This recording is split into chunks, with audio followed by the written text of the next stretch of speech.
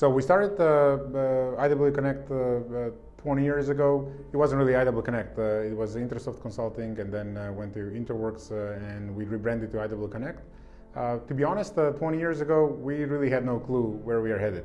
We knew we had some expertise. We had technical chops. We were basically engineers, and out of that, we embarked on a path to show our qualities.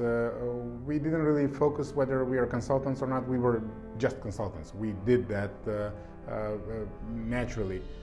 As we evolved, we saw that we have something unique.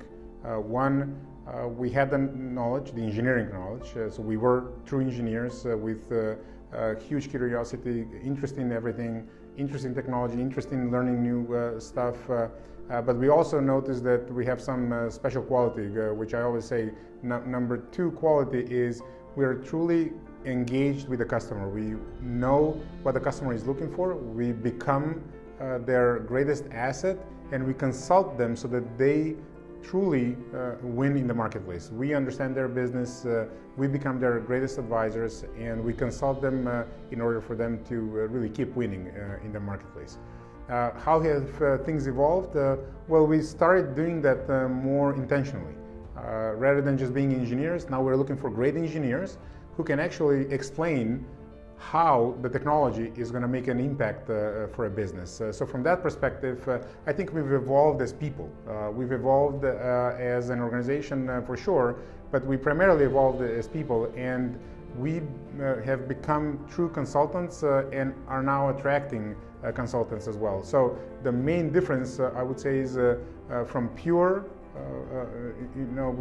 traditional engineering interest, we evolved it to have that, but also be able to speak about that, speak about the technology, speak to customers by understanding their business and then applying the technology in the right way. So that's how I would see maybe our greatest progress over the past 20 years. If there is one consistency, is that we're progressing upward and acquiring more knowledge. But essentially, the essence of what has changed is we started as great enthusiasts who were only focused on the technology and maybe task orientation, and we evolved into true consultants where, yes, we still do the tasks, we still outperform on a task level, but we now really focus on how do we do the greatest things for the customer's business, and how those problems that they have become our passion and how we resolve them. So that's how I can see progress from day one to basically year 20. So that's an interesting question, and it has evolved actually over time. Why customers keep coming back to us, and why, as we say it, are they raving fans? Well, the simplest thing that I can say is we deliver results. We provide solutions, we meet expectations, we meet deliveries, we're on time, under budget, we just do, right? So what's unique about us? We always deliver. We give the results that the customer is expecting. One thing that may have been seen online recently on LinkedIn, I think we pushed it out, we have a customer where we kept delivering without missing anything for over 5 years. Well, that's something rare. Right, so we deliver results. What I believe truly makes us different is that we have such a great experience over these 20 years that we have evolved, that we leverage all of that experience and knowledge, whether it's integration, application development, testing, supporting, DevOps, you name it. There has been so many experiences, good and bad, that we've gone through.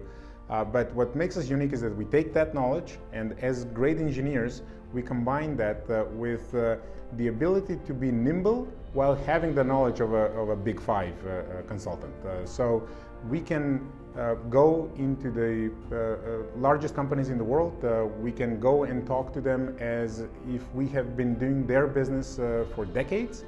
But what we bring to the table, unlike many other big companies, is that we're nimble. We're a boutique consultancy, a little over 350 people, and our experience with the ability to go in those boardrooms and present as if we're a big five company We are combining that with our nimbleness, with our agility, very, very effectively, and that's what makes us unique. So great experience, excellent relationships at some of the largest companies in the world who are our raving fans, and we bring that to the table every day. And we show flexibility, because all those companies, they can easily go to the big 5 or these serious consulting companies with 10, 20, 30,000 people. But what they don't have is the agility, the nimbleness that we have, that we can turn things around very quickly. And when you have that experience, you have that nimbleness, those people become attracted to us because we just give them results. So yes, AI is reshaping, I would say, the world, not just our industry. It's reshaping every industry. And I would say how we are preparing, well, I would probably go back to our roots. Being a good engineer and knowing what you expect at the end of whatever AI is going to do for you is more important than ever. The challenge with AI is that it's really not intelligent. At least today's AI models are mostly repeating stuff that they have seen. They're mostly text-based. Yes, you have some learning mechanisms, you can teach it, but it will do what you taught it repetitively. Well, the value of an engineer is that it can think outside the box, and it can predict the future through vision.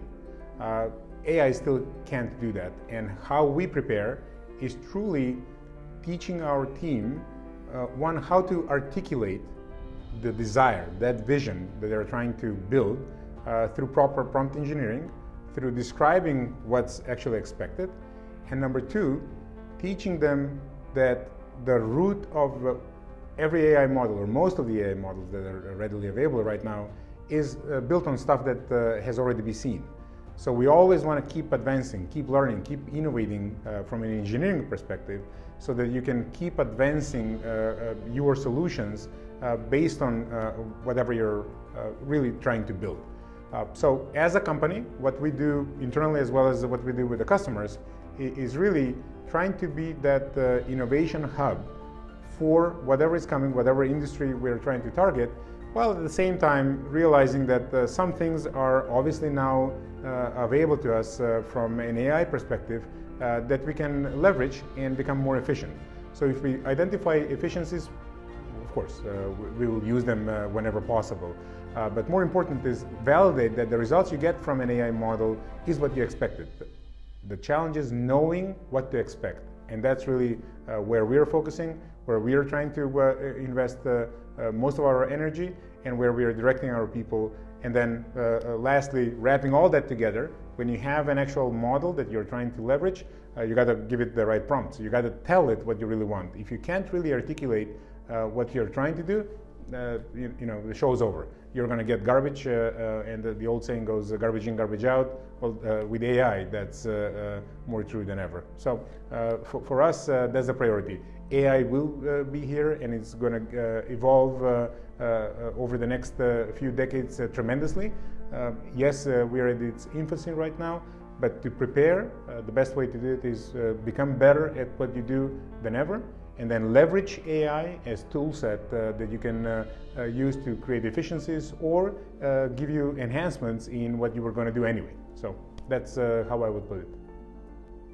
So 20 years is a long time, and obviously looking back at the past 20 years, I can guarantee that none of the things, or at least the majority of the things that we went through, were not really forecasted 20 years ago. There is a lot of stuff that we do well, a lot of things that we were doing great and we changed. So it's hard for me to really predict the future. I don't think anyone can.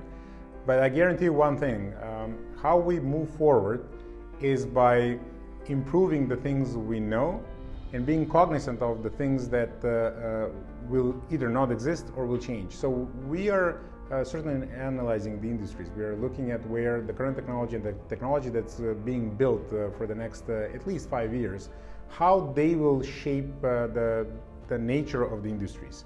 And based on that, we're trying to prepare with our divisions, our practices, our businesses as a company, so that we are really ready.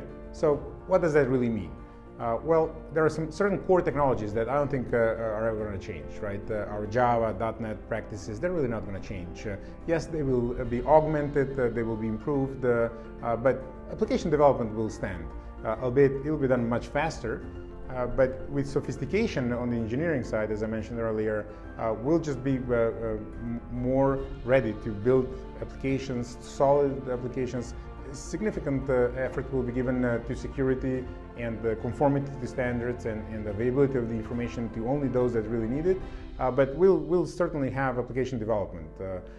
Whether we do that for mobile devices or whatnot, I don't think it's, the jury is still out on that. What I do believe is that we'll delve significantly more into virtual reality, augmented reality, and applications will really become virtual, truly become part of life.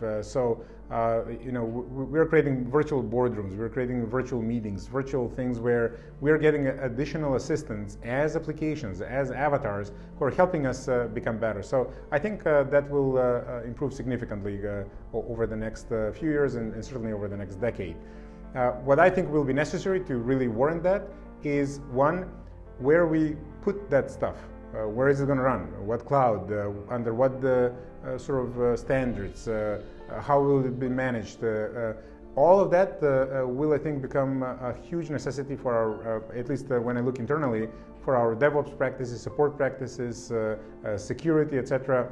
And then how we manage it all, right? How we progress, because certain things will be done much faster, but that doesn't mean that we shouldn't have any standards. It doesn't mean that we should just willy-nilly just push stuff out, because the more we release, the more threats we will face. So our standards behind the proper project management, capturing information, capturing documentation, so that those things can stay behind and be leveraged by others in the future, I think are paramount. And this is where we are also investing significantly into tools and apps and platforms that allow us to truly manage whatever we'll be building.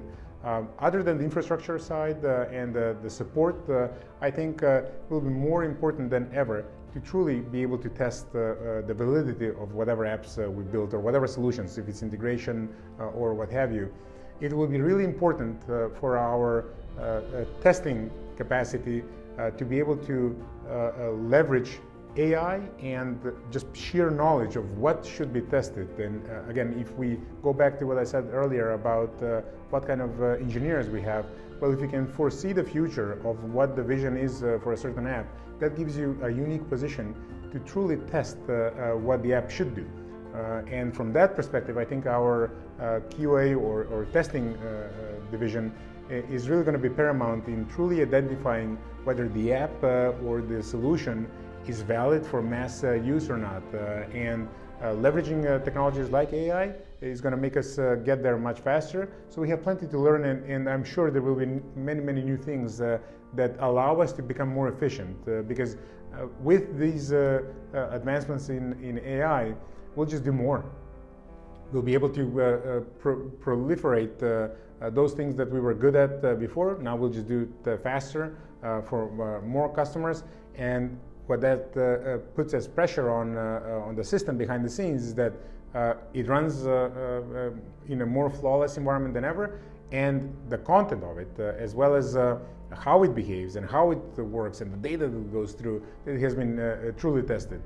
Let's not forget, again, AI isn't really intelligence. It can repeat stuff, but it can also hallucinate. So our job as consultants and engineers is to truly foresee that that's a fact and then test for that, understand what the reality or validity of that data or the behavior is, and run with that. And then going back to what I think we'll do more, virtualization. I think we'll have more virtual apps. I think we'll have more situations where I don't want to say we'll all wear goggles and headsets. I just don't see that. But there will be a combination of things, and I believe we are well positioned for a lot of that through our 3D company, IWConnect, supporting it all through our support organization first call, and obviously IWConnect as a whole has many divisions that are well positioned to advance in the direction that all industries are going, but specifically the IT industry is headed.